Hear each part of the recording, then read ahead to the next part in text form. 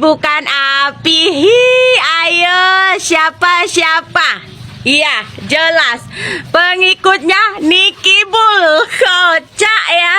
Katanya, awas kalau Nicky Bull bersuara semuanya akan terbongkar. Semuanya akan pakai baju Shopee. Jelas guys, karena apa? Karena Nicky Bull memang dajjal. Jadi beserta pengikut-pengikutnya yang merasa dajjal akan masuk. Lah, katanya kasus pemerasan bukannya penyuapan. Hei, bisakah Anda membedakan apa itu pemerasan, apa itu penyuapan? Ya, ayo dicerna dong, dicerna pakai otak, jangan pakai usus, apalagi pakai bacot. Oke guys, panas ya, kipas saya kipas. Nicky Bull jadi tersangka, jangan senang dulu, jangan merasa bahagia dulu, jangan cepat-cepat dirayakan. Kenapa? Karena guys, ada yang panas. Katanya sih Nicky Bull adalah wanita yang hebat, wanita yang kuat. Si Ono aja mampu dihantam oleh Nicky Bull. Hede, ingat sayang, kun fayakun. Jika Allah sudah mengkehendaki, maka Nicky Bull pasti masuk ya. Ya, ingat ya. Siapa yang melapor Nicky Bull? Dokter R. Hai, Dokter R itu mungkin saja itu adalah karma yang diutuskan untuk Nicky Bull agar Nicky Bull menghadapi karmanya. Hai, hede. Jadi di Dokter R itu adalah karma dari dosa-dosa yang dilakukan oleh Nicky Bull. Itu jelmaan karma ya guys. Makanya Dokter R itu bisa melapor.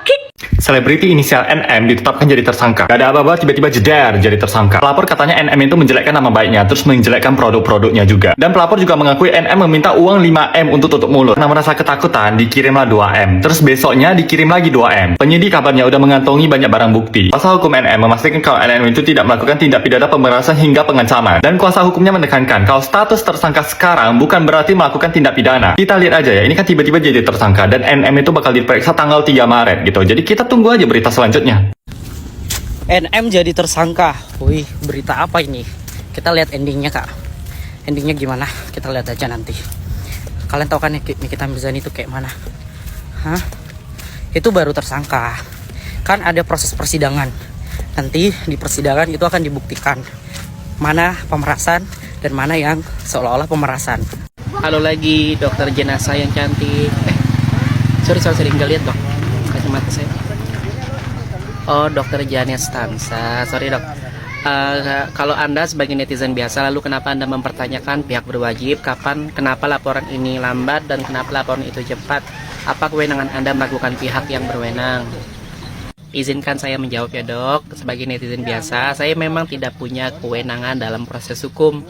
Tapi sebagai warga negara, saya berhak mempertanyakan kinerja aparat. Apalagi kalau ada kasus yang diproses kilat sementara yang lain jalannya macam siput. Nah, jadi wajar kan dok kalau saya masyarakat bertanya-tanya, kan katanya hukum harus adil dan transparan. Tapi saya benar-benar salut nih sama Bu Dokter Janet Stansah. Selain jago di bidang kesehatan, anggota DPRD ternyata juga ahli dalam urusan hukum. Bahkan sampai sempat-sempatnya mengomentari video-video netizen-netizen receh semacam saya. Luar biasa sibuknya ya dok ya. Jangan-jangan habis ini dokter jadi penasehat hukum kepolisian juga. Atau mungkin sudah daftar jadi hakim online. Nikita Mirzani dan Mail ditetapkan sebagai tersangka. Kali ini kita akan membahas soal kecepatan proses hukum di Indonesia. Ada yang diproses cepat, ada juga yang berlarut-larut tanpa kejelasan. Contoh pertama adalah kasus dugaan pemerasan Reza Gladys yang melibatkan Nikita Mirzani dan Mail. Dilaporkan pada bulan Desember 2024, kurang dari 3 bulan sudah ada penetapan tersangka. Kemudian kita bandingkan dengan laporan Nikita Mirzani terhadap Fadel Bajideh atas dugaan persetubuhan anak di bawah umur.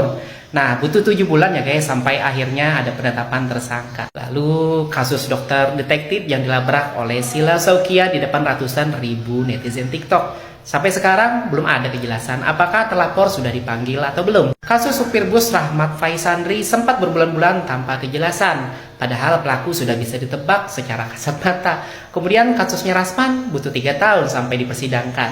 Nah, ini bukan soal Nikita Mirzani, Fadel, Rasman, ataupun dokter detektif guys, tapi ini tentang konsistensi hukum di Indonesia.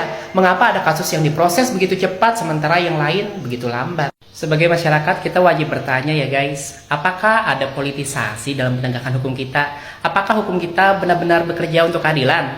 Ataukah mungkin ada kepentingan lain yang bermain? Mari kita kritisi guys, karena hukum yang tidak konsisten itu adalah ancaman bagi keadilan.